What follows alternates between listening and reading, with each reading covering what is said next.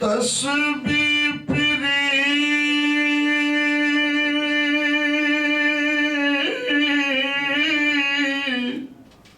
پر دل نہ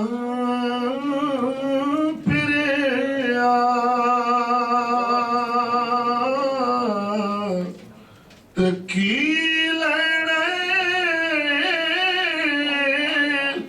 تسبیح پڑھ کے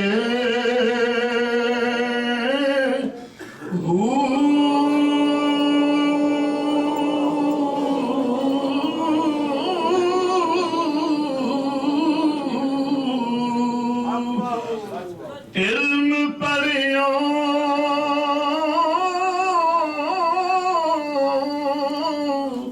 پر ادب نہ سکھیا تکی لینے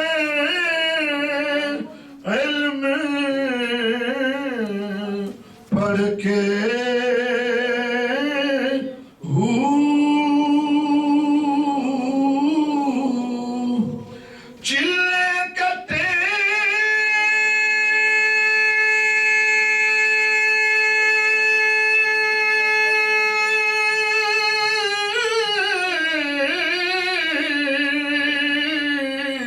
پر رب نہ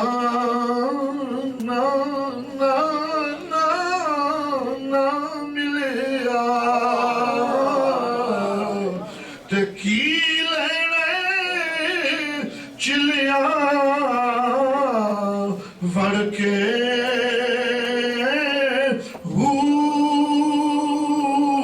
جاگ بنا او دودھ نہ جمدا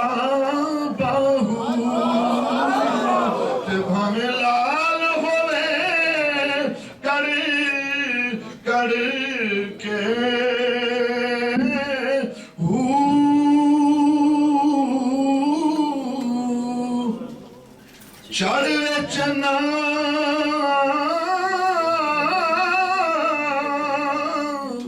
او کر روشنائی تے ذکر کرے دے تارے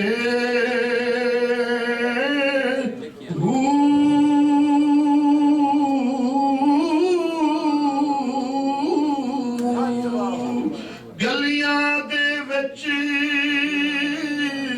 او پھرین نمانے لالا دے ور جارے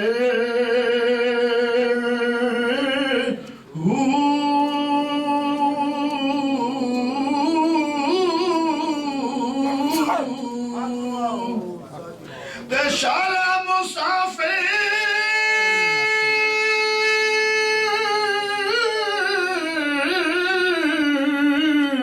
او کوئی نہ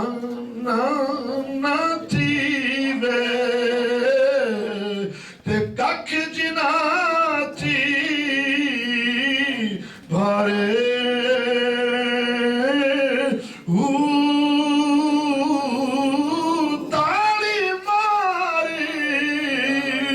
اڈار نہ باہو اسایا پیوں ڈرے ہارے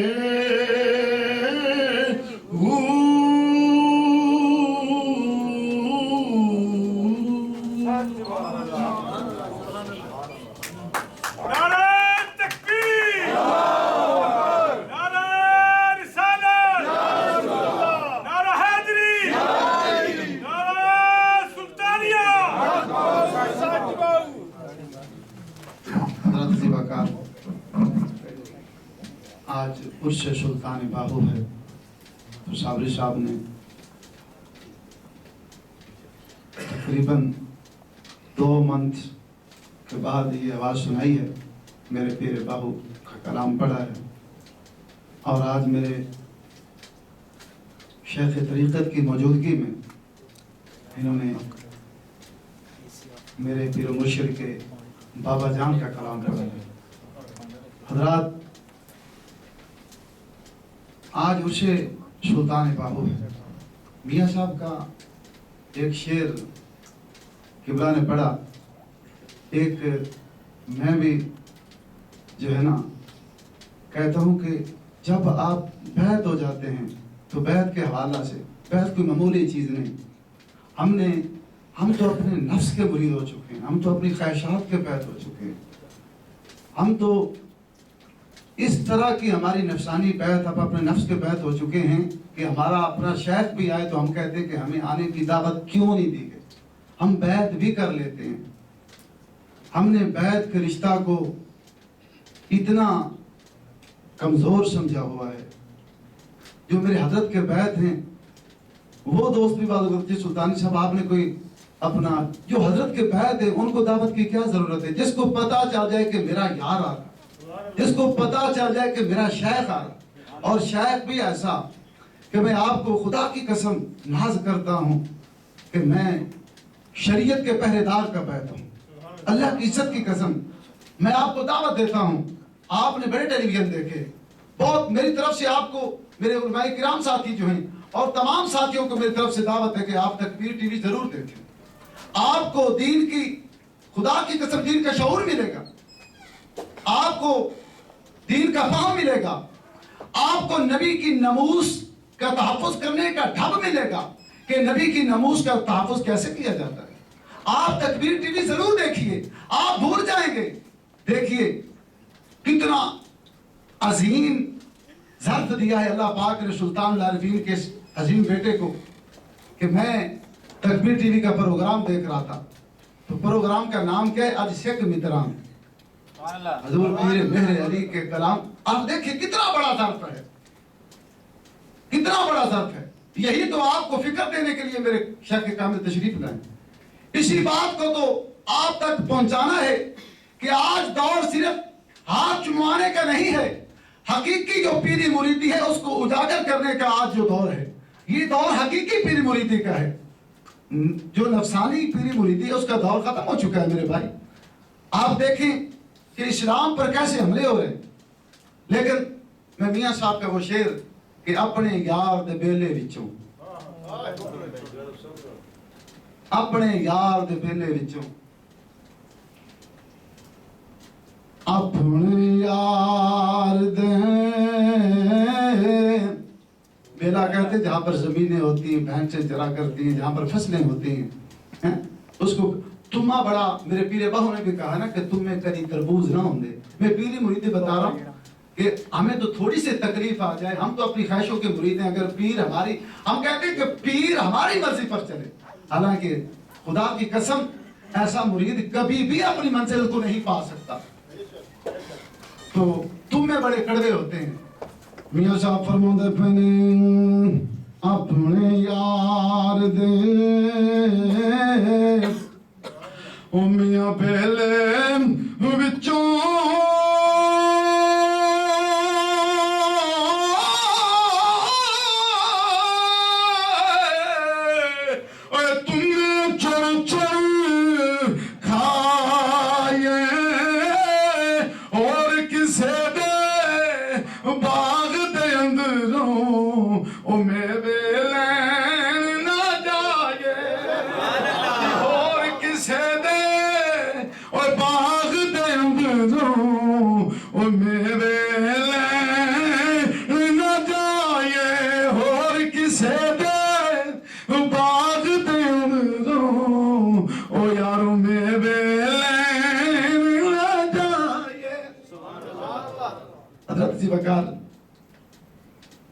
मेरे पीरे बाहू का उर्स है। ए तन मेरा चश्मा होवे ते मैं मुर्शिद वेख ना रजाऊं। ए तन मेरा चश्मा होवे। आज सैयदना सिद्दीक़ अकबर का भी उर्स है। यहाँ पर एक हदीस पाक भी सुनाता जाऊं। मेरे शेख कामिल भी जलवा फरोज हैं, उलमाए किराम भी बैठे हैं। जो हम अपने शेख का, अपने इसाता का, अपने बुजुर्गों का एहतराम करते हैं। सैयदना सिद्दीक़ अकबर के हवाला से कि सैयदना सिद्दीक़ अकबर जो थे वो सहाबा के शेख थे। تفسیر عزیزی کے اندر شاہ عبد العزیز محدث دہلوی رحمۃ اللہ علیہ کا حدیث پاک نقل کرتے ہیں کہ ایک بار سیدنا صدیق اکبر بھی بازار جا رہے تھے اور سیدنا حضرت ابو دردہ بھی بازار جا رہے تھے۔ تو سیدنا حضرت ابو دردہ جو تھے ان کو پتہ نہ چلا، وہ سیدنا صدیق اکبر کے آگے ہو گئے۔ سیدنا صدیق اکبر کو پیٹھ ہو گئی اور سیدنا حضرت ابو دردہ حضرت سیدنا صدیق اکبر کے آگے ہو گئے اور حضور نے دیکھ لیا۔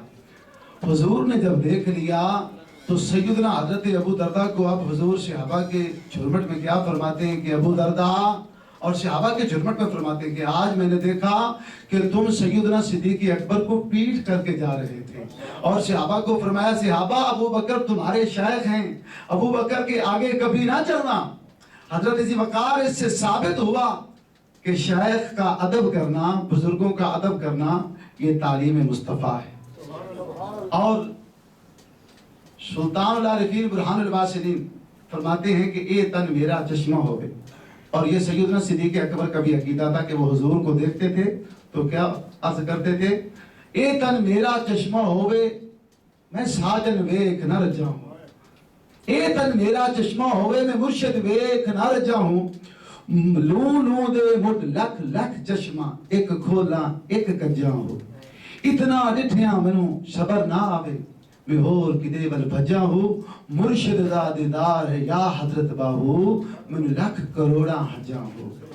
حضرات محترم، یہ عرس ہے سیدنا حضور صدیق اکبر کا اور حضور سلطان باہو الاجبار کا۔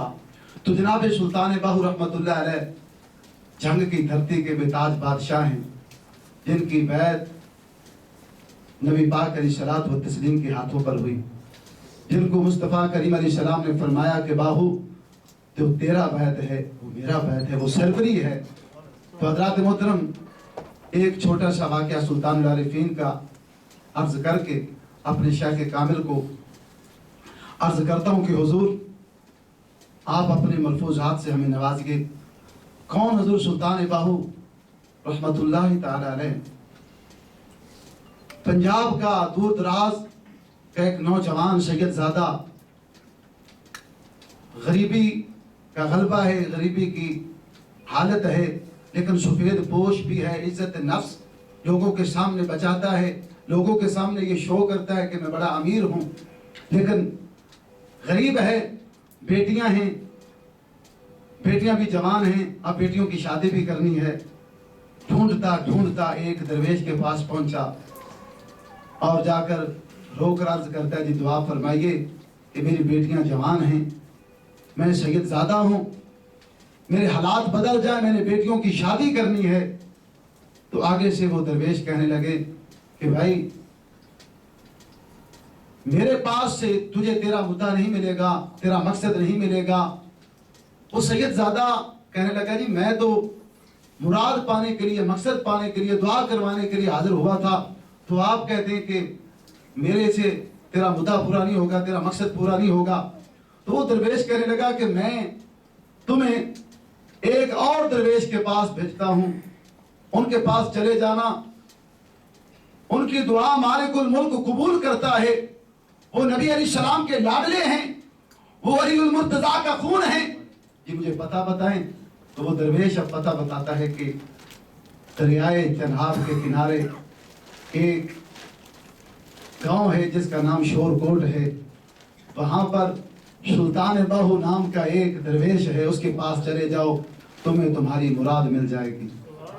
وہ سید زادہ دور دراز کا سفر کرتا ہوا شور کوٹ شریف کی سرزمین پر آ گیا، تو لوگوں سے پوچھتا ہوا، سلطان باہو سرکار کا پتہ پوچھتا ہوا، جب لوگوں نے بتایا کہ وہ کھیتوں میں ہل چلا رہا ہے، تو جناب سلطان باہو رحمت اللہ علیہ بیلوں پر ہل چلا رہے تھے، اپنے کھیتوں کے اندر ہل چلا رہے تھے۔ جب وہ سید زادہ سفید پوش بھی تھا اور چہرے سے سفر کے آثار نمودار ہو رہے تھے، جب آتا ہے سلطان العارفین کو دیکھتا ہے کہ آپ ہل چلا رہے ہیں اپنے کھیتوں میں، تو دور سے کہتا ہے کہ یہ تو خود مزدور ہے، اس نے مجھے کیا دینا ہے، یہ تو خود مزدور ہے، اس نے مجھے کیا دینا ہے۔ بس اسی کشمکش میں واپس پلٹنے لگا تو سلطان لارفین فرماتے ہیں سید بادشاہ کہاں جا رہے ہو؟ اتنا دور دراز کا سفر کر کے آئے ہو اور ایسے ہی جا رہے ہو؟ تو سید زادہ حیران ہو گیا کہ ان کو کیسے پتا چل گیا کہ میں سید زادہ ہوں؟ تو حضرت ذی وقار جب وہ سید زادہ حضور سلطان لارفین کے بارگاہ میں پہنچا تو سلطان صاحب سے عرض کرنے لگا کہ بلا میں غریب ہوں، مفلس ہوں، نادار ہوں، بیٹیاں جوان ہیں حضور، بیٹیاں جوان ہیں، فلاں درویش کے پاس گیا، انہوں نے آپ کے پاس بھیجا۔ تو حضور سلطان صاحب فرماتے ہیں تم میرا کام کرو، میرے حل چلاؤ اور میں تمہارا کام کرتا ہوں۔ تو حضور سلطان صاحب تھوڑی دیر کے لیے اس سے غائب ہو گئے اور بعد میں واپس پلٹے تو آپ کے پیروں میں جو وہ مٹی کے ڈھیلے پڑے تھے آپ نے اٹھا کر زمین پر جب ان کو مارا تو وہ ساری مٹی سونا بن گئی۔ آپ فرماتے ہیں جتنا تمہیں چاہیے اٹھا لے۔ حضرت ذی وقار سلطان لارفین کو ایسے تو نہیں سخی سلطان بہو کہا جاتا۔ اور ایک بات میں کہا کرتا ہوں کہ دادا علی حجویری کا بڑا مقام ہے، بابا فرید الدین گنج شکر سرکار کا بڑا مقام ہے، لیکن خدا کی قسم دیکھیے نا میرے باہو کا مقام۔ لیکن ہم لاہور جاتے ہیں تو کیا کہتے ہیں کہ چل یار لاہور تو آئی ہیں، دادا صاحب سلام کر لیں۔